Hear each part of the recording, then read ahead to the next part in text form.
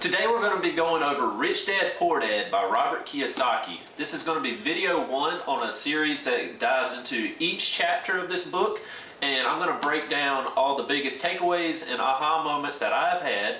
And after you watch this video, go down into the description and download the action list that I have created so that you can implement these ideas and strategies into your life today. So first off, thank you for taking time with me today to study this book, Rich Dad, Poor Dad.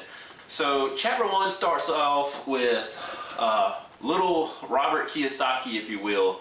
It kind of starts off where he's 9 years old. He wanted to get invited to a party at a beach house with some of his friends from school. But these friends from school were like, hey, you're poor, so we're not going to invite you. You know, they're being mean. It was his first big kind of slap in this world, and it was like it kind of showed him a little bit of an inequality that exists in our world, right? From that moment, he went to his dad and he's like, oh, they won't invite me, blah, blah, blah. So his dad is like, well, you need to learn to make some money and like start improving yourself and fix your station, raise your status, if you will. And his dad's like, go make money. So little Robert Kiyosaki, 9-year-old, gets with his best buddy, and it's like they're trying to figure out an idea on how to make some money. And they come up with this brilliant idea of melting down lead toothpaste tubes. They were gonna make nickels out of it.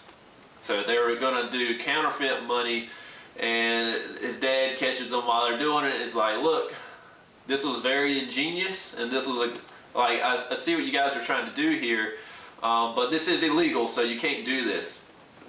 And they're all bummed out and stuff. But so the first big takeaway that I think was made in this chapter was his dad was like, look, you're doing a great job, but don't quit yet. Like, this was brilliant, but this isn't the right idea, but don't quit. If you don't quit, you're going to eventually hit on the right thing. And this is coming from what Robert calls his poor dad. And this is probably one of the biggest takeaways that his poor dad gives him in chapter 1, is just an attitude of not quitting. So the story goes on, and they are introduced to Mike's friend's dad, which is, he's a serial entrepreneur. He's got all these different businesses, and Robert's dad's like, hey, he knows how to make money. So why don't you guys go talk to him and see if he can teach you guys some stuff. Well, Mike's dad, or Rich Dad, if you will, is not the kind of guy that just come in and talk and lecture you, kind of like I'm doing right now, right? He is a more teach you through experience kind of person. So here's the big takeaway that I got here first, is Robert and Mike now have a real mentor in their life. They have somebody that they can talk to and work with to actually learn these different things, and they have some mentorship. So I think that's important. If any way you can in your life is to find some type of mentorship to start trying to learn from somebody that's, you know, a step above you or 10 steps ahead of you. And once you get around that kind of person, it becomes much easier to find the path to get to the level they're on, right? So he decides to hire them for one of his little convenience stores, and he's going to pay them a really low wage, 10 cents an hour. And like they're like, okay, we'll do it. And so they work for 3 weeks to make this 10 cents an hour, right? And Robert comes to the end of the 3 weeks, and he's like, man, this work sucks. I don't like doing it. I ain't making nothing. I can't go play games. I'm just like, I'm mad, so I'm going to quit this job. And then Mike's like, well, that's what my dad has been waiting for. He wants to talk to you now that you're at this point. So they go and have a meeting. So at the meeting, Mike's dad is like, look, Robert, I did this to you on purpose. I intentionally paid you a low wage, gave you a crap job, and he's like, cause I'm teaching you a lesson that life will push you around. So who here watching this video has had life push you around? I know I have. Some pretty bad scenarios and you're just like, man, that's not the way I wanted that to go, or even relationship wise, job wise, some school wise, some way. Life always has a way of pushing you around in some way, right? So the big lesson there to me is what he was trying to teach you is like you have pretty much three options. You can be like, okay, life's pushing me around, and then just be submissive to it and just give in to it and just be like, okay, whatever, life, you're right, I can't do that, I'm not going to do that, and I'm going to just go along with it. Or you can get really just angry and mad and be like, I hate life, I hate everybody around me, I hate this situation, this is all stupid. Or, third option, he's like, you can look at life and take it and be like, all right, so this happened to me, it sucked, but what's the big lesson here? Okay, learn that lesson, and now when you see the thing coming at you, you can juke out of the way and you can move on with your life and on to the next segment, right? So the big takeaway there is when life pushes you around, look for the lesson in it, because guess what? It's going to push you around. So take the lesson and then use that to your advantage later on somewhere. So the next big takeaway out of that meeting to me was he told him, he's like, look, you're blaming me for your bad situation, your low pay, your being miserable. You're blaming it all on me. So he's like, fix your attitude first. And I think this is a huge thing. He's like, I know personally in my life, it's easy, right, to want to blame somebody else for your circumstances. It's easy to be like, this isn't my fault, this is their fault, this is their fault.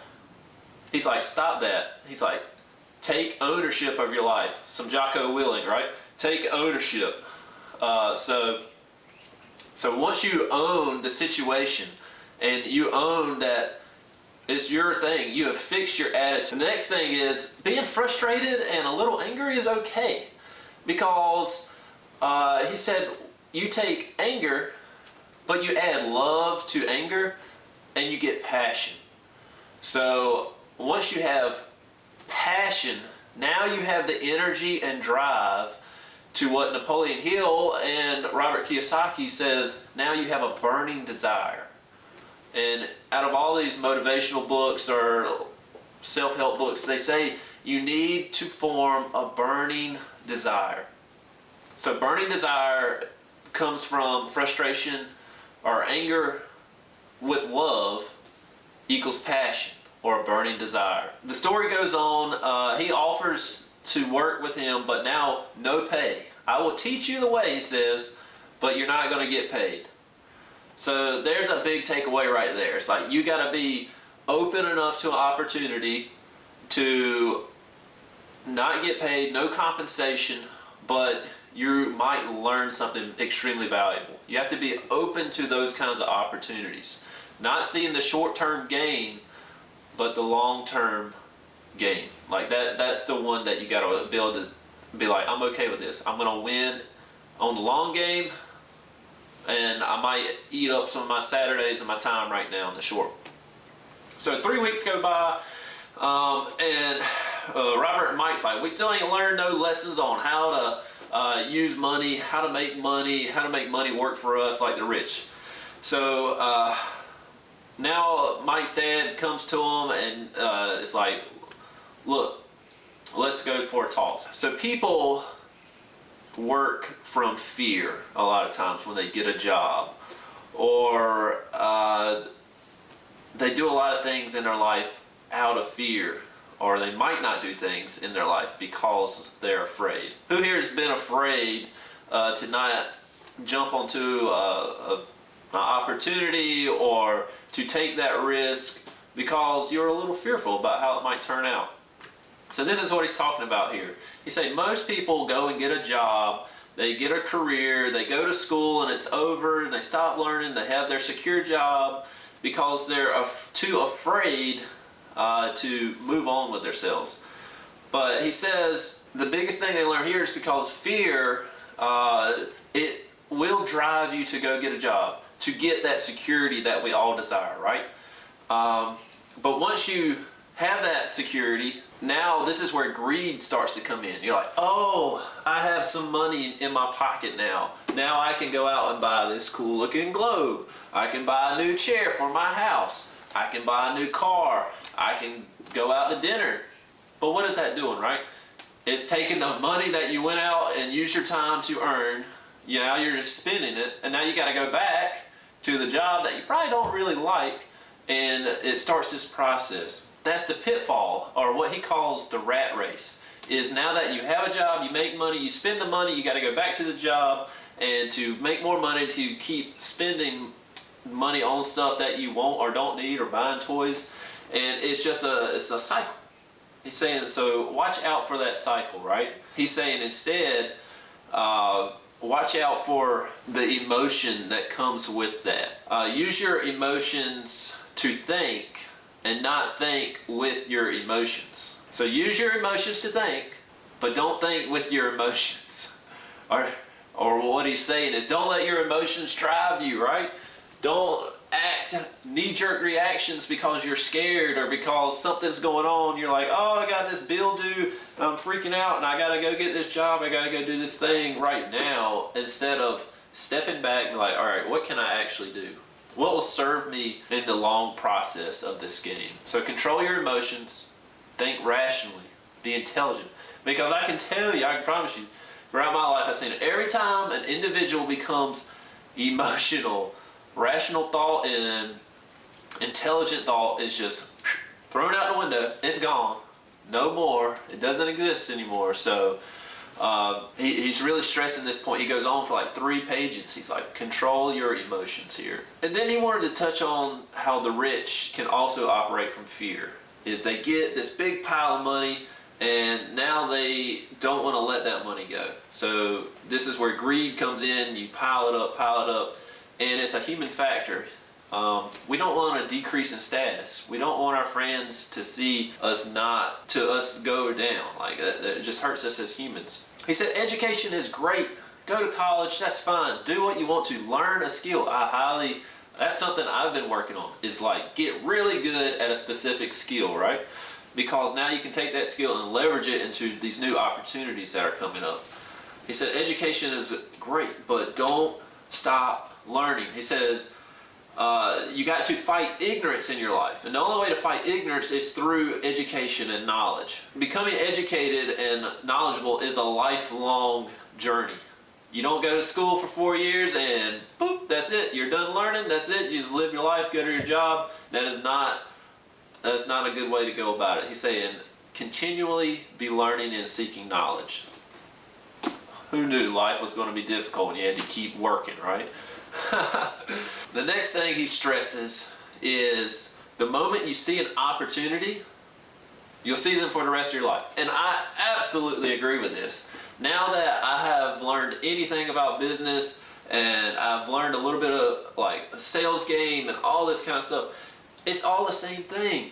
And once you know how to identify new opportunities and stuff, you can leverage your talents and skills, and you can just walk right into from one opportunity to the next. And a lot of these larger people, they're like, look, you're going to see so many opportunities, you got to start saying no to them so you can focus on one. But I think that's such a blessing to a lot of people starting out, is you're just like, I don't know what to do, I don't know, there's no ideas, I don't know what to do. Just focus on opening your mind and thinking until you see the first opportunity. Because once you understand that first opportunity, the next one is just gonna pop out of nowhere, and there's gonna be another one, and another one, and another one, and another one, and it'll just keep flowing. So I think that's really amazing. To wrap up the chapter, Mike and Robert, they take these lessons and they start. His dad still isn't paying them. He told him all this stuff like fear, greed. Look for opportunity, think, use your mind, control your emotions. He says all this to them. So they do that, and they go for several weeks now, and they're not really seeing it. But one day, they're like closing up shop, and they see this lady slicing off the comic book fronts. And they're like, what are you doing? She's like, well, these aren't the ones that they don't sell. So the rep comes back around and collects them and gives us some credit for the books that don't sell. So they're like, they talk to the rep and they're like, hey, can we have these comic books? He's like, yeah, as long as you work for the store and you don't resell them. So they take the comics and they form a little library, so in their house, and they charge kids like, I don't know, I can't remember what it said, like 2 pennies or something for a couple of hours they can come in and read. But here's the big win-win for everybody. The kids can come in, pay for a low cost, and the comics were short. So they could read, over 2 hours, they could read 5 to 6 comics. So they're leveraging their money because now they can spend less, read more, and that's great for them. But for Mike and Robert, now they have an actual business. They hire his sister to manage the library, is what they call it, and they come in and they watch, and they're having cash flow, and they're making almost $10 a week. I mean, that's some pretty good revenue coming through that place. But here's the thing, they don't have to actually be there. This is their first taste of owning a business where they're earning money without putting any of their time into it now.